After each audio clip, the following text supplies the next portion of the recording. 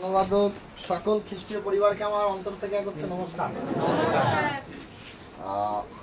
সকলে আমরা সুন্দর আছি তো?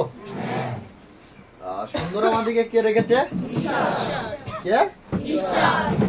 ঈশ্বর। কার নাম থেকে রেখেছে? কার নাম থেকে? কোন শিক্ষকের নাম থেকে রাখেনি, কোন জায়গা বা কোন বাস্তব নাম থেকে তোমাকে সুস্থ রাখেনি। কার নাম থেকে তোমাকে সুস্থ রেখেছে? প্রভু যিশু গুরুর নাম থেকে। আমার জীবনে আজকে যা কিছু আছে তা প্রভু যিশু গুরুর নাম থেকেই আছে। আমি আজ যা কিছু পেয়েছি তা প্রভু যিশু গুরুর নাম থেকেই পেয়েছি। আমি আজ যে অসুস্থ থেকে সুস্থ সুন্দর হয়েছি প্রভু যিশুর নাম থেকেই পেয়েছি। আমার দুঃখের জীবন যা সুখে পরিণত হয়েছে তা প্রভু যিশু গুরুর নাম থেকেই, হ্যাঁ, প্রভু যিশু গুরুর নাম থেকেই, প্রভু যিশু গুরুর নাম থেকে হয়েছে। আমিও শুনলাম প্রভু যিশু গুরুর নাম থেকেই সুস্থ সুন্দর। তাহলে আমার যে জীবন আমাকে সব থেকে বেশি ভালোবেসেছে কে? হ্যাঁ, প্রভু গুরু যিশু সব থেকে আমাদেরকে বেশি কি করেছে? ভালো বেসেছে। যে আমাদেরকে সব থেকে বেশি ভালোবাসে আমরা তার উপরে কি করতে পারি? একটু ভরসা, একটু বিশ্বাস আমরা অবশ্যই তার উপরে করতে পারি তো? আমরা এখানে বলতে হয়, চলো বলে দিচ্ছি যে আমরা তার উপরে বিশ্বাস ভরসা করতে পারি। কিন্তু বাস্তবিকটা যে আমাকে এত ভালোবেসেছে, যে আমার জন্য এত কিছু করেছে, আমার জন্য নিজেকে বিলিয়ে দিয়েছে, আমার রক্তকে পবিত্র করার জন্য নিজের রক্তকে দিয়ে দিয়েছে, আজকে আমরা তার উপরে কি করতে পারছি না? আজকে আমরা তার উপরে ভরসা, কারণ আমরা খুব গভীর অন্ধকারে লেবে গেছি। কারণ আজকের মানুষ মানে সেই আলো কখনো দেখেনি যে আলোর দ্বারা কাউকে বিশ্বাস করবে, চিনতে পারবে, বুঝতে পারবে। বোঝা যাচ্ছে? সেই আলো কখনো দেখেছে?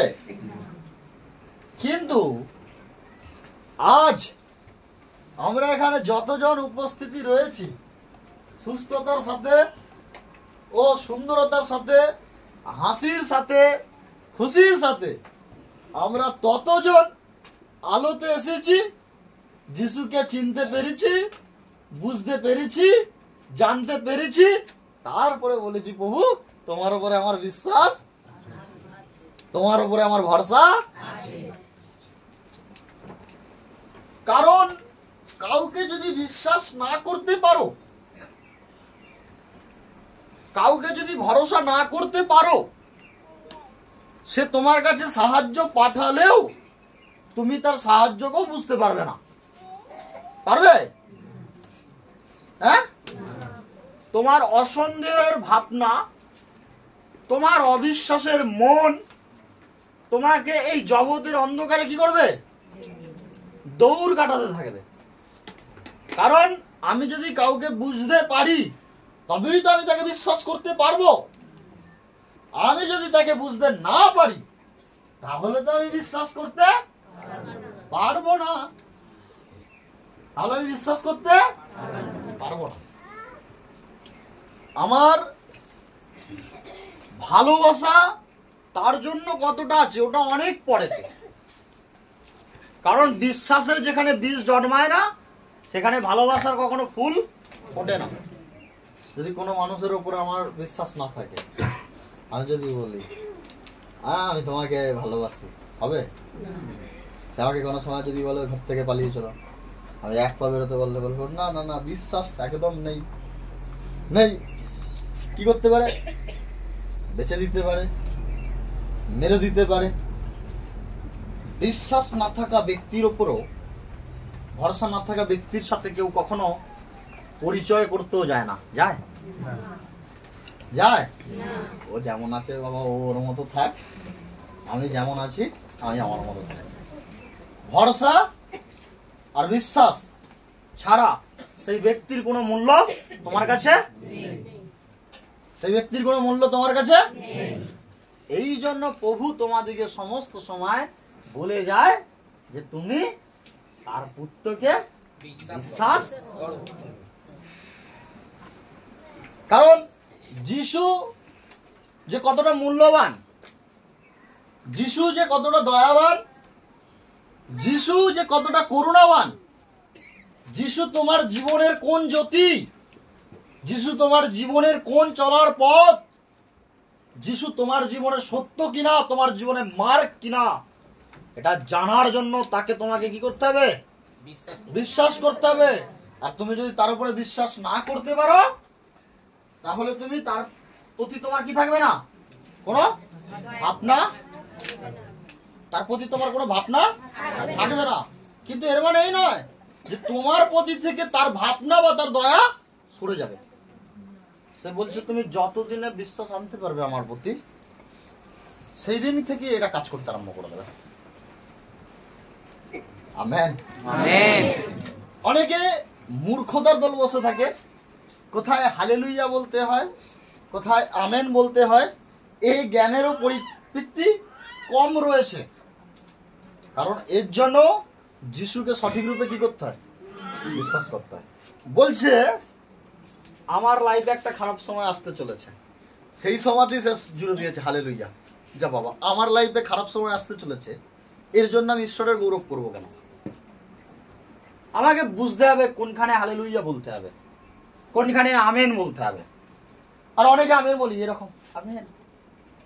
আমেনের আওয়াজ যত উঁচু থাকবে তোমার পরিত্রাণ তত উঁচু থাকবে, তোমার আশীর্বাদ তত বড় থাকবে। ঈশ্বরের হালেলুয়ার গৌরব, স্তুতি, প্রশংসা ও মহিমার গৌরব প্রশংসার আওয়াজ তোমার যত বেশি থাকবে, যত বড় থাকবে, ঈশ্বরের আশীর্বাদ তোমার জীবনে তত বেশি বর্ষাতে থাকবে। কিন্তু এই আশীর্বাদকে পাওয়ার জন্য, এই আশীর্বাদকে পিতার রাজত্ব থেকে আমার কাছে আনার জন্য আমার জীবনে কাউকে আপন করার দরকার রয়েছে। হ্যাঁ, আমার জীবনে কাউকে আপন করার দরকার রয়েছে। আপন তাকেই করতে পারবো যাকে একটু বিশ্বাস, একটু ভরসা করতে পারবো। যাকে বিশ্বাস করতে পারবো, যাকে ভরসা করতে পারবো, তাকেই তো আপন বলে মনে হবে। যে না, এর কাছে আমাকে রাত্রিরে হাঁটু মুড়ে বসতে হবে, চোখ বন্ধ করে এর কাছে আমাকে চাইতে হবে, কারণ আমার বিশ্বাস আছে এর প্রতি যদি দয়া আসে এর কাছ থেকেই হয়ে যাচ্ছে। কিন্তু যদি তোমার বিশ্বাস তার প্রতি না থাকে, তোমার মনে হয় তুমি কিছু জিনিস পাওয়ার যোগ্য? হ্যাঁ, তোমার মনে হয় তুমি কিছু জিনিস পাওয়ার যোগ্য? তোমার মনে হয়? কারণ বিশ্বাস ছাড়া সে যদি তোমার কাছে পাঠিয়েও দেয় তাহলে তুমি কি করতে পারবে না? বুঝতে পারবে না। কারণ বিশ্বাস ছাড়া কোনো জিনিস তুমি বুঝতে পারবে না। কারণ সে যদি তোমার প্রতি বিশ্বাস রাখে যে তুমি একটা না একটা সময় নিজেকে পরিবর্তন করবে, তুমি তার প্রতি বিশ্বাস রাখতে পারবে না যে সে আমাকে পরিবর্তন করতে পারবে। সে আমাকে পরিবর্তন করতে পারবে, বোঝা যাচ্ছে? কারণ বচন বলে ইব্রিয় তার 11:6 আজকে আমরা সবাই এখানে উপস্থিত হয়ে গেছি। সবাই, সকল মানুষ এখানে গিয়ে গেছি, উপস্থিত হয়ে গেছি। কেউ মন্ডলীতে বসে পড়েছি, জায়গা জায়গা নিয়ে ঝামেলা চলছে, যুদ্ধ চলছে। তাহলে তোমার আশীর্বাদ ওখানেই আজকের দিনে শেষ হয়ে গেছে। আজকের দিনে তোমার আশীর্বাদ আর কোনো কাজ, ঈশ্বর তোমার ঝকঝকে মুখ, ঝকঝকে তকমকে মুখটা দেখবে না। ঈশ্বর তোমার ভেতরে লুকিয়ে রাখা তোমার অন্তরকে দেখবে। ঈশ্বর তোমার শরীরের পোশাক দেখবে না, তোমার দামি পরনে কোন সাজ পরে রয়েছে দেখবে না। ঈশ্বর দেখবে বাক্য অনুসারে তুমি খ্রিস্টের পোশাকে সেজে রয়েছে কিনা। হয়েছে খ্রিস্টের সাজ কি? খ্রিস্ট বলে নম্রত থাকো, নত থাকো, সমস্ত সময় অন্যের থেকে নিজেকে নত করো, তবে আমি তোমাকে কি করব? হ্যাঁ, তবে আমি তোমাকে কি করব? হালেলুয়া। সে আমাকে উঁচু করবে, এখানে তার গৌরব হওয়ার দরকার রয়েছে। সে আমাকে কি করবে? এখানে তার গৌরব হবার দরকার রয়েছে। প্রভু তোমার মহিমা হোক, প্রভু তোমার নামের মহিমা হোক, প্রভু তোমার স্তুতি প্রশংসা হোক, তোমার গৌরববান হোক, তুমি মহিমান্বিত হও প্রভু তোমার এই সন্তানেদের দ্বারা। পরমেশ্বর পিতা ধন্যবাদ হোক, কিন্তু আমরা নত থাকি না, থাকতে চাইও না। বচন শুনছি, বচন তো প্রতিদিনের যেন সেই নিউজ হয়ে গেছে। হ্যাঁ, বচন শুনছি, প্রতিদিন শুনছি, অন্তরে নেই, তাহলে কি হবে? গাছের গোড়ায় প্রতিদিন জল দিচ্ছ, কিন্তু গাছ হাওয়ায় দড়িতে বেঁধে রেখেছ। গাছের গোড়াতে মাটি যাবে, পড়ে যাবে, ঝিমিয়ে যাবে, সতেজ থাকবে না, তাতে ফল হবে না, ফুল হবে না। একটা সময় আসবে সে গাছ মূর্ছিত হয়ে যাবে, সে পৃথিবীর মধ্যেই থাকবে না। এখানে গাছের যে মাটির উপরে স্থাপনা করেছে, একটা মাটি, গুরু যিশু ঈশ্বর একটা মাটি, এই মাটির উপরে সে তোমাকে স্থাপনা করেছে। বচন দ্বারা তোমার মূলকে, ওই মাটিকে আঁকড়ে ধরার চেষ্টা করো, তাহলে ঝড় আসবে, জল আসবে, তোমার কিছু হবে না। তুমি যদি বিশ্বাসে চলতে পারো তবে তোমার জীবনে এরকম হবে। কিন্তু তোমার জীবনে তার জন্য যদি বিশ্বাস না থাকে, সে বলছে, পড়বো, বলছে, কিন্তু বিনা বিশ্বাসে পিতির পাত্র হওয়া কাহারও সাধ্য নয়। বচনটা আর একবার পড়বো, গড় করবো, শুনবো ঈশ্বর কি বলছে। কিন্তু বিনা বিশ্বাসে পিতির পাত্র হওয়া কাহারও সাধ্য নয়। আমি ঘর থেকে ছুটতে ছুটতে আসছি, ওগো প্রভু দয়া করো, করুণা করো। হ্যাঁ, পাশেতে একদম লোককে, চারিদিকে লোক বসে রয়েছে। হ্যাঁ, কি করো? দয়া করো। আমরা দয়া চাইতে থাকি, করুণা চাইতে থাকি। প্রভু আমি তোমার চোখে যেন পিতির পাত্র হতে পারি। পিতির পাত্র মানে কি? দয়ার পাত্র, করুণার পাত্র, যে আমার প্রতি দয়া করবে, করুণা করবে, যে আমাকে আশীর্বাদ দেবে। হ্যাঁ, কিন্তু সেটা কি ছাড়া সম্ভব না? বিশ্বাস ছাড়া সম্ভব নয়। বিশ্বাস ছাড়া দয়ার পাত্র হওয়া তার কাছে সম্ভব। সে তোমাকে মনে করে তুমি দয়ার পাত্র, সে তোমাকে মনে করে তুমি দয়ার পাত্র, সে মনে করে তুমি হিলিং পেয়েছো, সে মনে করে তোমার জীবনে ব্লেজি আসবে, সে মনে করে তোমার জীবনে অসুস্থতার জন্য সুস্থতা আসবে। কিন্তু তুমি বিশ্বাস করো না যে প্রভু আমার জন্য এত কিছু করতে পারে। কি হয়ে গেল? সব জিনিস একটা জায়গাতে এসে কি হয়ে গেল? হ্যাঁ, নষ্ট হয়ে গেল। সে বলে বিনা বিশ্বাসে পৃথিবীর পাত্র হওয়া সম্ভবই না।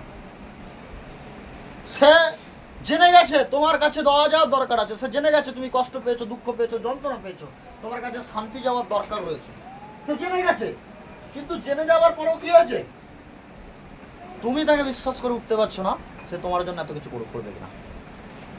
তাহলে তোমার ওই গোটা জায়গাটা একটা বিশ্বাসের কারণে কি হয়ে গেল? নষ্ট হয়ে গেল।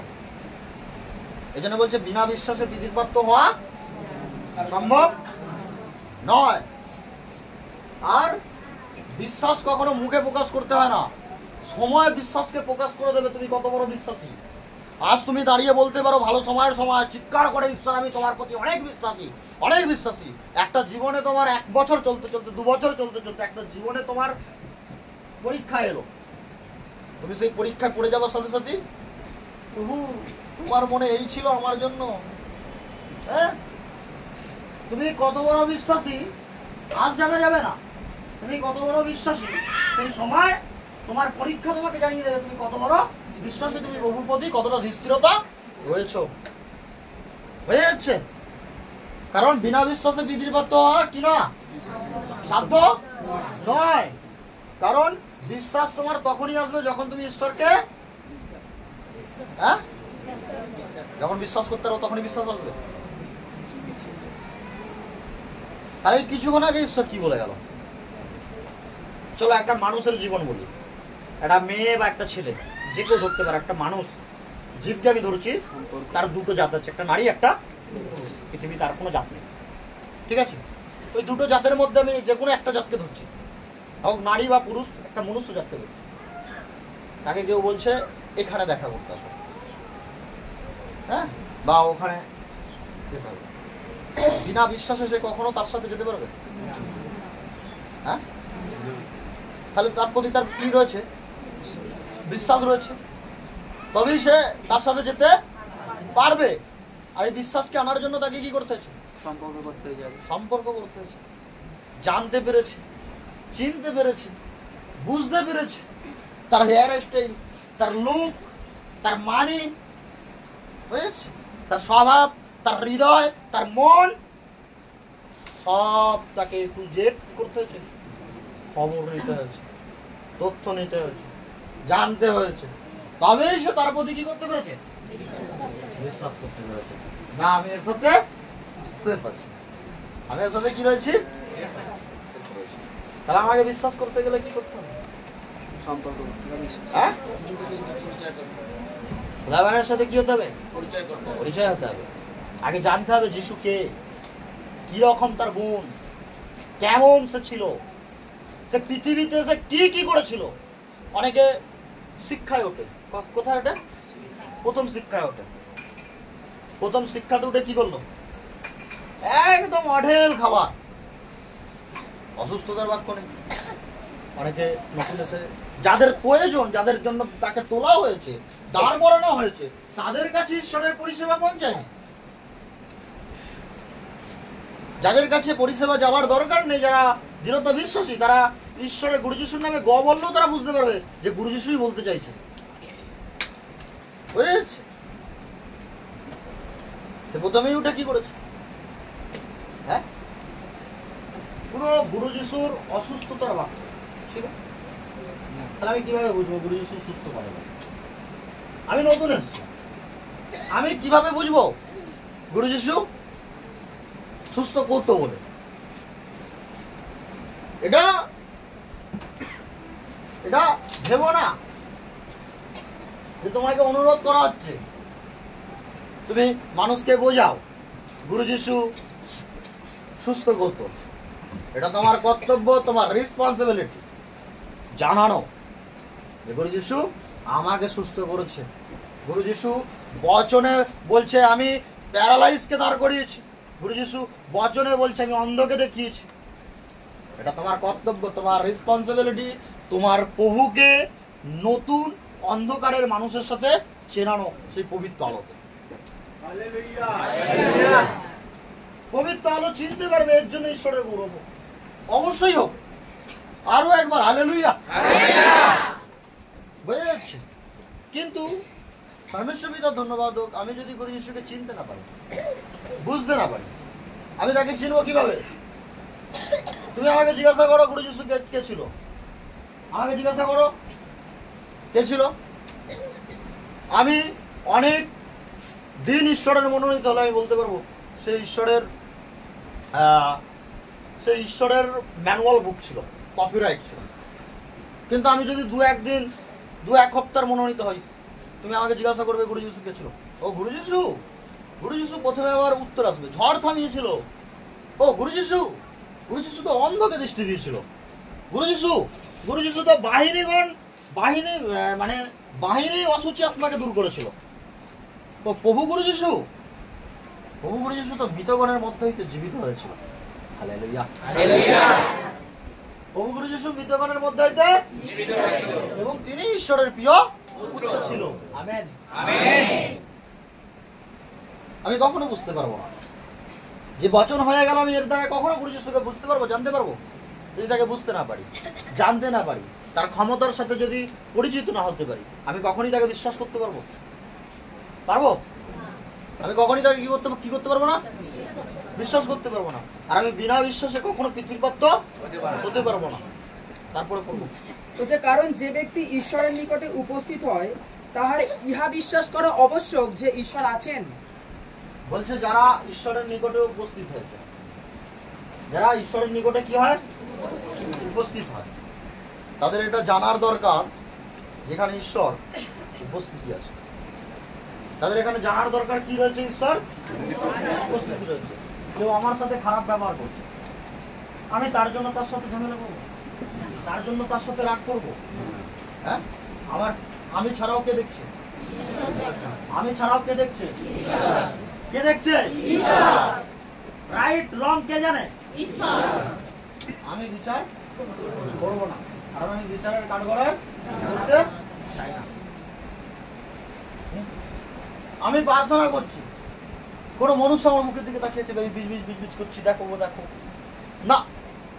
আমি প্রার্থনা করব এমনকি আমার অন্তর, আমার আত্মা প্রার্থনা করবে তার কাছে, এমন হওয়া উচিত। আর আমি যে প্রার্থনা করছি, কোনো মনুষ্য দেখুক বা না দেখুক, আমার প্রভু দেখতে পাচ্ছে, আমার ঈশ্বর দেখতে পাচ্ছে। আমি এখানে কিসের জন্য এসেছি সেটাও আমার ঈশ্বর জানে। আমি কেন এসেছি সেটাও আমার ঈশ্বর জানে। আর আমি কেমন ব্যক্তি সেটাও আমার ঈশ্বর জানে। তার কাছে কিছু গোপন নেই। তাই নিজেকে কখনো তার কাছে বুদ্ধিমান করো না। কারণ যে তোমার পাস, হ্যাঁ, তোমার ফিউচার সব জানে, তুমি তার কাছে কখনো নিজেকে কি করতে পারবে না? লুকাতে পারবে না। তুমি এসে নিজেকে বলবে আমি এই, আমি সেই, আমি ওই, সে তোমাকে পরিষ্কার আয়নার মতো দেখতে পাবে তুমি কে। হয়ে যাচ্ছে। আর তুমি এখানে এসেছো, তোমার এটা বিশ্বাস করে নেওয়া দরকার যে এখানে ঈশ্বর রয়েছে। যদি ঈশ্বর না থাকতো তাহলে কি এতগুলো সাক্ষ্য হতো? যদি ঈশ্বর না থাকতো তাহলে কি এতগুলো মানুষের জীবনে আজকে খুব সুন্দর রূপে ঘুম আসতো? এই যে সব ঘুমোচ্ছে দেখো, হ্যাঁ, শান্তির জায়গা যদি না হতো তাহলে গাড়ি ভাড়া করে এসে এখানে ঘুমোতো? অনেকে বলে বচন শুনবো কি না শুনবো জানি না, যাই ওখানে পাখা টাকা চলে, একটু গেলাম দিয়ে, ঘুমিয়ে পড়ো না, জেগে থাকো সেই সময়ের জন্য যেই সময় শয়তান টোকা দিতে আসবে। বুঝে যাচ্ছে? আর তুমি ঘুমন্ত অবস্থায় থাকলে সে তোমার কোন অবস্থা, কোন দশা বানিয়ে যাবে তুমি নিজেও বুঝতে পারবে না। আর তখন তুমি যেন বলো না, প্রভু আমিও তো যেতাম মন্ডলী, তুমি মন্ডলীতে যে কি করেছো, তখন এটা বিচার করো তুমি মন্ডলীতে সে কি করেছো। ঘুমিয়েছ, তাহলে বলো যে প্রভু তোমার কোনো এখানে। আমরা মানুষ হয়ে এমন আজকে বিচারক হয়ে গেছি, ঈশ্বরকে দোষারোপ করতে থাকি। হ্যাঁ, প্রভুর না কালকে দোষ ছিল না আজকে কখনই থাকবে, কারণ প্রভু নির্দোষ। প্রভু আমাদের দোষের কারণে নিজেকে কি করেছে? যাতে আমরা তাকে একটু বিশ্বাস করি। তার নাম থেকে আমাদের জীবনে আজকে পরিত্রাণ আসছে, যাতে আমরা তাকে একটু বিশ্বাস করি। সে আমাদের সামনে প্রতিদিন তার সাক্ষ্যকে দাঁড় করাচ্ছে, যাতে আমরা একটু তাকে বিশ্বাস কি করতে পারি? বিশ্বাস করতে পারি। আর আমরা চোখ বন্ধ করে অনুভব করবো যে আমি প্রার্থনা করছি, আমার প্রার্থনাকে শুনছে কোনো মনুষ্য না। আমি আজকে এখানে চাঙ্গায়ের জন্য না, এখানে কোনো কিছুর জন্য না, আমি ঈশ্বরের কথা শোনার জন্য এসেছি। আর এখন যে শিক্ষা চলছে, শিক্ষা কোনো মনুষ্য না, মনুষ্যের মুখ হইতে ঈশ্বর তার বাক্যকে বলছে। বুঝে যাচ্ছে? তারপরে বলছে এবং যাহারা তাহার অন্বেষণ করে তিনি তাহাদের পুরস্কার দাতা। যারা তার খোঁজ করে, যারা তার মণ্ডলীর মধ্যে যুক্ত থাকে, যারা তার পেছনে চলে, যারা পরিচারকের দেখানো পথে চলে, তাদের তিনি কে? পুরস্কার দাতা। যারা তার অন্বেষণ করে, যারা তার খোঁজ করে। খোঁজ বলতে কেমন? মণ্ডলীতে এলাম, বুঝলাম, ঘুমলাম, হাই তুললাম, আবার পরিচর্যার সময় বড় করে হাঁ করে চলছে, হাই উঠছে। আমি অনেককে দেখতে থাকি, আমি যেন মনে করি যে এদের ঘুমটা ঠিকঠাক মনে হয় মণ্ডলীতে হয়নি, মাঝখানে ঘুমটা ভেঙে গেছে। গরমের সময় হলে ঘুম পেয়ে যাবে, পাখা চললে ঘুম পেয়ে যাবে, পাখা না চললেও গরমে কষ্ট পাবে। শয়তান বলছে যেদিকেই পা বাড়াও আমি ফাঁদ পেতে রেখেছি, আর ঈশ্বর বলছে ফাঁদ তোমাকে কেটে যেতে হবে, এর জন্য আমি তোমাকে তীক্ষ্ণ দ্বিধার তরোয়াল বানাচ্ছি। হালেলুয়া। ঈশ্বর বলছে এর জন্য আমি তোমাকে তীক্ষ্ণ দ্বিধার তরোয়াল বানাচ্ছি, যাতে তুমি ফাঁদ কেটে যেতে পারো। কিন্তু অনেকে কাটতে চায় না, ঘুমটাই আমার জীবনের সব। হ্যাঁ, অনেকে নিজেকে থামাতে চায় না, বুঝে যাচ্ছে। কিন্তু প্রভু বলে তার পেছনে যারা অন্বেষণ করে, তার কথা যারা শোনে, তার পথে যারা চলে, সে তাদের কি পুরস্কার দাতা। চলো এবার প্রভু কি বলছে একটুখানি শুনবো। প্রভুর পেছনে অন্বেষণ করা মানে কি? মন্ডলীতে এলাম, বাড়ি চলে গেলাম? হ্যাঁ, প্রভুর পেছনে অন্বেষণ করা মানে মন্ডলীতে এলাম, বাড়ি চলে গেলাম?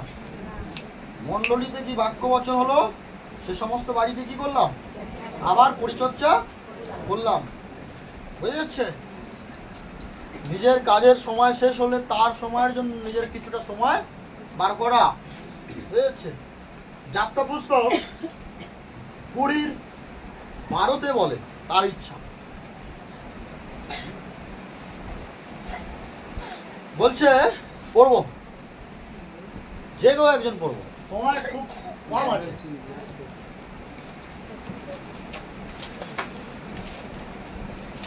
তাড়াতাড়ি পড়বো। 100। হ্যাঁ, তোমার পিতাকে ও তোমার মাতাকে সমাদর করিও, যেন তোমার ঈশ্বর সদাপ্রভু তোমাকে যে দেশ দিবেন সেই দেশে তোমার দীর্ঘ ও পরমায়ু হয়। পরমেশ্বর পিতা ধন্যবাদ। কাকে সম্মান করতে বলছে, কাকে সমাদর করতে বলছে? পিতাকে ও মাতাকে। বুঝে যাচ্ছে? আমি প্রভুর পেছনে অন্বেষণ করছি, আমি বাড়িতে গিয়ে হ্যাঁ ছোট বড় কিছু জ্ঞান করছি না, নিন্দা তাড়না করতে রয়েছি, গালাগালি পাঠতে রয়েছি। স্বামী হোক বা সন্তান হোক, স্ত্রী হোক বা বাবা মা হোক, ভাই হোক বা বোন হোক, যে কেউ। ঈশ্বর বলছে সকলকে সমাদর দেয়া দরকার, কারণ তারা তোমাকে দেখে কি হবে? পরিবর্তন করতে পারবে। ঈশ্বর বলছে অন্বেষণ করবে, এই রূপে খোঁজো আমাকে, পালন করার চেষ্টা করো। আজ করতে পারছো না, ভুল হয়ে গেছে, কাল তুমি ঠিক করতে পারবে। কিন্তু তুমি চলো তো, চেষ্টা তো করো। বুঝে যাচ্ছে? কারণ যদি তুমি এরকম করতে পারো, তোমাকে যে দেশ দেবে বলেছে, সে দেশে তোমার দীর্ঘ পরমায়ু ঈশ্বর। তুমি যে আজকে যে দুঃখের মধ্যে, কষ্টের মধ্যে যে দিন যাপন করছো, তোমার জীবনে এমন একটা দিন ঈশ্বর নিয়ে আসছে, সে দিনের সময়, সে জাগার সময়তে তোমাকে দীর্ঘ পরমায়ু করবে, যাতে তোমার আয়ু সম্পূর্ণ না হওয়া পর্যন্ত মৃত্যু যাতে তোমার দিকে না তাকায়। বুঝেছি? তারপরে পড়বো, নরহত্যা করিও না, ব্যভিচার করিও না, চুরি করিও না, তোমার প্রতিবেশীর বিরুদ্ধে মিথ্যা সাক্ষ্য দিও না। কি বলছে? নরহত্যা, মানুষকে খুন করো না, ব্যভিচারী করো না, কারো সাথে শারীরিক সম্পর্ক তার বন্ধনতে করো না। বুঝে যাচ্ছে? চুরি করিও না, কারো কোনো দ্রব্যকে কি করো না? চুরি করো না। তোমার প্রতিবেশীর বিরুদ্ধে মিথ্যা সাক্ষ্য দিও না। আমরা কখনো কখনো কি করতে থাকি, কেউ একজন যে নিম্নত মানুষ হয়, আমরা তার বিপক্ষে এমনভাবে কথাকে সাজিয়ে তার সে মানুষের সামনে প্রেজেন্ট করি যে তাকেই কি মনে হয়? হ্যাঁ, তাকে কি মনে হয়? দোষী বলে মনে হয়। আমরা তাকে দোষের কাঠগড়ায় কি করে দিই? দাঁড় করে দিই। কিন্তু আমি জানি যে আমি যেটা বলছি সেটা সত্য না, মিথ্যে বলছি। এই জন্য সেই ঈশ্বর কি বলছে? কারো বিপক্ষে, কারো বিরুদ্ধে, সে যেই হোক, তার বিরুদ্ধে, তার বিপক্ষে কখনো মিথ্যা সাক্ষ্য দিও না। কারো কারো মানে কারোর জন্য কারো কাছে মিথ্যা বলিও না। বুঝে যাচ্ছে? তারপরে বলবো, তোমার প্রতিবেশীর গৃহে লোভ করিও না, প্রতিবেশীর স্ত্রীতে কিংবা তাহার দাসে কি দাসীতে কিংবা তাহার গরুতে কি গর্ধবে প্রতিবেশীর কোনো বস্তুতেই লোভ করিও না। ঈশ্বর কি বলছে? তোমার প্রতিবেশীর কোনো জিনিসে কি করতে বারণ করছে? লোভ করতে বারণ করছে। বুঝে যাচ্ছে? প্রতিবেশীর কোনো জিনিসে কি করতে বারণ করছে? লোভ করতে। মাঠের ফসল হতে পারে তার গবাদি পশুর ফসল হতে পারে, গরু হতে পারে, হ্যাঁ, কোনো প্রতিবেশীর স্ত্রীর প্রতি লোভ করতে বারণ করছে। আজকে আমরা অনেকে কি করতে থাকি, যারা জেন্টস থাকে বা যারা লেডিস থাকে, অনেকে এরকম মনুষ্য যারা রয়েছে, কেউ যদি চোখের সামনে দিয়ে কারো বাড়ি থেকে যায় কমেন্ট করতে থাকে, বলতে থাকে। ঈশ্বর বলছে এটাও করা ঠিক না, এই পথ থেকেও ফিরে এসো। আমার সন্তান, তোমরা পবিত্র, কখনো পাপের পথে নিজেদিকে রেখো না। বোঝা যাচ্ছে? কারণ পাপের পথে রাখলে বিশ্বাসকে কি করতে পারবে না, স্থাপিত করতে পারবে না। আর বিশ্বাস যদিও বহুর প্রতি আসে, সে বিশ্বাস বেশি জনের জন্য স্থিরতা থাকবে না। বোঝা যাচ্ছে? আর পরমেশ্বর পিতা ধন্যবাদ হোক, তুমি জানো বিশ্বাসের একটা পরিকল্পনা কি? ঈশ্বর যখন গুরু যিশু পৃথিবীতে আসেনি, ঈশ্বর তার বিশ্বস্তের কথা রেখেছে, ঈশ্বর তার বিশ্বস্তের প্রলোভন রেখেছে। তার পরিকল্পনাকে সঠিক বানানোর জন্য ঈশ্বর তার মনুষ্যের কাছে, তার সন্তানদের কাছে নিজেকে প্রকাশ করেছে ও বিশ্বাস করিয়েছে যে আমি জীবন্ত ঈশ্বর। তুমি জানো, তুমি কখনো শুনেছো মিশরের কখনো বচন শুনেছো? মিশরের মসির কখনো বচন শুনেছো? মিশর থেকে ইসরায়েলকে আনার জন্য ঈশ্বর কাকে পাঠিয়েছিল? হ্যাঁ, মসিকে পাঠিয়েছিল। আর ওই মসিকে লুকিয়ে বাস করতে হয়েছে অনেকদিন। বোঝা যাচ্ছে? কারণ সে যুগে মিশর রাজার এত অত্যাচার ছিল যে যারা শৈশব তাদেরকে, মানে ছেলে হলে কি করো, মেরে ফেলে দাও, মেয়ে হলে বাড়িতে রাখতে পারো। ইসরায়েলদের প্রতি এরকম কি ছিল? হ্যাঁ, অত্যাচার। বোঝা যাচ্ছে? কিন্তু সেই সময়তে ঈশ্বর সেই ইসরায়েলের কান্নাকে কি করেছিল? শুনেছিল, দুঃখকে দেখেছিল। আজকে আমরা যে কান্নার মধ্যে পড়ে রয়েছি, দুঃখের মধ্যে পড়ে রয়েছি, ঈশ্বর দেখছে। ঈশ্বর কি করছে? দেখছে। যথা সময়ে তার দুধ পাঠাবে আমাদের জন্য। বোঝা যাচ্ছে? কারণ তার সময় সম্বন্ধে জ্ঞান আছে। সে যথা সময় কি করবে? দুধ পাঠাবে। আজকে আমার জীবনে বাধা আসুক, আজকে আমার জীবনে দুঃখ আসুক, কষ্ট আসুক, যা কিছু হচ্ছে, ঈশ্বর দেখছে। আর আমার প্রার্থনা তার জন্য থাকা কি দরকার? কারণ মোসে কি করেনি? প্রার্থনা ছাড়েনি। আর মোসেকে ইসরায়েলের জন্য কি করেছিল? পাঠিয়েছিল। মিশরের ওপরে 10টা মহামারীকে আঘাত করেছিল। বুঝে যাচ্ছে? 10টা মহামারী আঘাত করার পর, মানে শেষ সীমান্তে যখন ফরাউন যখন মেনে নিয়েছে যে হ্যাঁ তোমরা টোটাল ইসরায়েলবাসী যেতে পারো তোমাদের দেবতার মানে তোমাদের দেবতার জন্য উৎসব তৈরি করতে, বলছে তোমাদের গবাদি সমস্ত কিছু নিয়ে তোমরা যেতে পারো। তখন ওখানে একটা সিন এসে গেছিল, ওখানে একটা সিন তৈরি হয়ে গেছিল। বুঝে যাচ্ছে? সামনে সমুদ্র আর পেছনে সেনা, মাঝখানে মসি ও ইসরায়েলবাসীর বিশ্বাস। ওখানে একটা সিন চলে এসেছিল। হ্যাঁ, এমন একটা পাতা, এমন একটা পান্না যে মানুষকে এই কথাটা দ্বারা দৃঢ়তা বিশ্বাসী বানানোর জন্য যথেষ্ট। যে মানুষ ঈশ্বরের বিশ্বাসী হতে চায়, এই কথাটা দ্বারা তাকে দৃঢ়তা বিশ্বাসী বানানোর জন্য ঈশ্বর যথেষ্ট এই বচনকে প্রতিফলিত করে গেছে। পেছনে কারা? ইসরায়েলের সেনা, শয়তানের সেনা। সামনে কি? সমুদ্র, পথ শেষ। আর মাঝখানে কারা? বিশ্বাসী কারা? জনেরা। অনেকে বলে আমি বাড়ির মধ্যে বাধা পড়ে গেছি, আমার পথ সরল হয় না। হ্যাঁ, অনেকে বলে আমি ঘরের মধ্যে বাধা পড়ে গেছি, কাজের মধ্যে বাধা পড়ে গেছি। অনেকে বলে সংসারের চাপের মধ্যে বাধা পড়ে গেছি। অনেকে বলে অর্থের অভাবে বাধা পড়ে গেছি, পথ শেষ হয়ে গেছে, আর সামনে পথ। কিন্তু বিশ্বাসীদের পথ কখনো শেষ হয় না। যেখানে তাদের পথ শেষ হয়ে যায়, সেখান থেকেই কি হয়? আবার শুরু হয়ে যায়। কারণ তাদের পথ শেষ হয় না। তাদের পথকে আটকাবার মতো কারো সামর্থ্য। পেছনে শয়তানের সেনা, ফরৌনের সেনা, অনেক সেনা, একদম তরোয়াল, ছুরি, সমস্ত কিছু, বর্ষা, সমস্ত কিছু নিয়ে ফিরছে। আর সামনে সমুদ্র, আর মাঝখানে বিশ্বাসী সন্তানেরা। পেছনে গেল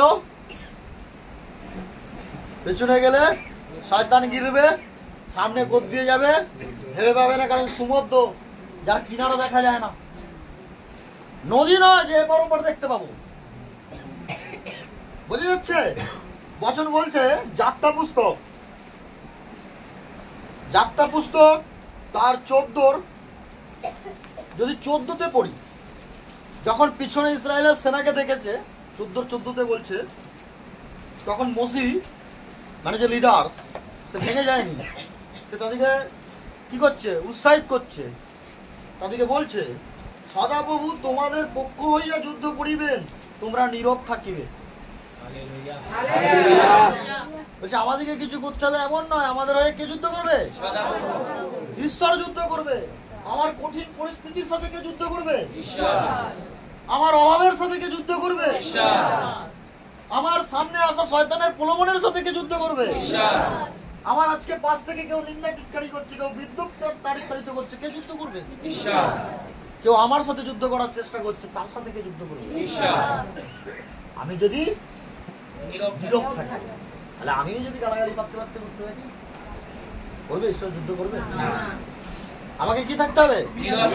নীরব থাকতে হবে। তাহলে আমার হয়ে কে যুদ্ধ করবে? ঈশ্বর আমাদের হয়ে কি করবে?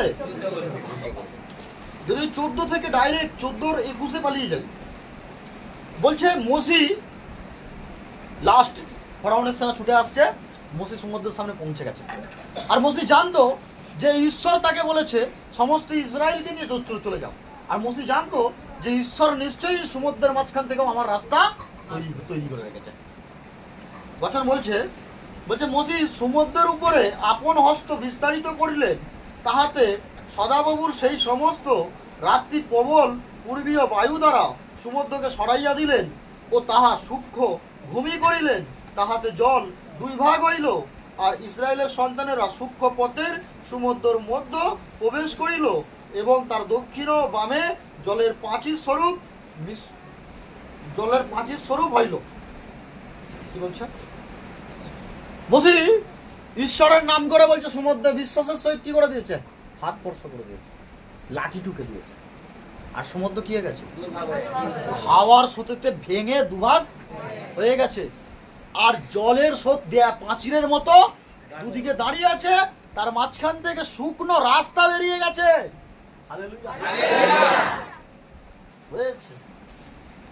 তার মাঝখান থেকে কি হয়ে গেছে? সমুদ্রকার সৃষ্টি। আর সমুদ্র থেকে রাস্তাকে বার করেছে কাদের জন্য বার করেছে? আমাদের জন্য। তার বিশ্বাসী সন্তানদের বিশ্বাসকে দেখে রাস্তার মধ্যে থেকে কি করেছে? সমুদ্রের মধ্যে থেকে রাস্তাকে কি করেছে? বার করেছে। জল তো শুকিয়ে গিয়ে রাস্তা বেরিয়ে গেছে এবং জল দুদিকে পাঁচিরের মতো হয়ে দাঁড়িয়ে রয়েছে। বোঝা যাচ্ছে? ওতে কোনো সেতু তৈরি করতে হয়নি, কোনো ব্রিজ বানাতে হয়নি, কোনো লঞ্চের প্রয়োজন পড়েনি। হ্যাঁ, সমুদ্রের মধ্যে থেকে কি গেছে? রাস্তা বেরিয়ে গেছে। কোনো নদী নয়, সমুদ্র, যার কিনারা দেখতে পায় না মানুষ, যার কিনারা দেখা যায় না, তার মাঝখান থেকে রাস্তা বার করে দিয়েছে। এটা হচ্ছে প্রভু, যে সমুদ্রের মাঝখান থেকে রাস্তা বার করে দিতে পারে, তার কাছে আর কোনো কিছু অসম্ভব থাকতে পারে? বোঝা যাচ্ছে? তারপরে বলছে পরে মিশরীয়রা ফৌরনের সকল অস্ত্র ও রথ এবং অস্ত্রগত ধাপ ও মান্যত্ব হইয়া তাহাদের পশ্চাৎ সমুদ্রের মধ্যে প্রবেশ করিল। কে তাদের পেছনে ছুটছে? ফৌরনের সেই শয়তান সেনা। ফৌরন এবং তার সেনা কাদের পেছনে ছুটছে? মিশরের বিশ্বাসী সন্তানদের পেছনে ছুটছে। বলছে রথের গাড়ি নিয়ে ছুটছে, অস্ত্র শস্ত্র নিয়ে ছুটছে। আর মিশরীয় সন্তানেরা কি ছিল? খালি নিতে ছিল। তারা প্রভুর বিশ্বাসে দৌড় দিচ্ছে, কারণ তাদের বিশ্বাস সব থেকে বড় অস্ত্র ছিল। তাদের বিশ্বাস সব থেকে বড় অস্ত্র ছিল। বোঝা যাচ্ছে? বলছে তাদের পশ্চাৎ সমুদ্রের মধ্যে প্রবেশ করিল, কিন্তু রাত্রি শেষে প্রহরে সদাপ্রভু অগ্নি ও মেঘস্তম্ভে থাকিয়া মিশরীয়দের সৈন্যদের উপরে দৃষ্টিপাত করিল এবং মিশরীয় সৈন্যদিকে উদ্বিগ্ন করিল। রাত্রিরে সদাপ্রভু কি হচ্ছে? অগ্নির মতো হয়ে ফরনের সেনার দিকে কি করেছে? মিশরের বিশ্বাসীর দিকে কি করেছে? দৃষ্টি রেখেছে। যখন তারা সমুদ্র থেকে টপকে উঠলো, ওই সমুদ্রকে কি করলো আবার?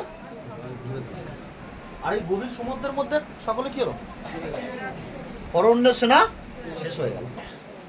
আর তখনকার অরণ্যের সেনার সম্মুখীন হওয়া, লড়াই করার মতো সামর্থ্য কারো ছিল না। ঈশ্বর কি করে দিয়েছে? শেষ করে দিয়েছে। তোমার কাছে যতই কঠিনাই পরিস্থিতি থাকুক, তার সাথে লড়াই করার যদি তোমার পরিবারের, তোমার গ্রামের কোনো মনুষ্যের যদি সামর্থ্য না থাকে, তার সাথে লড়াই কি করবে?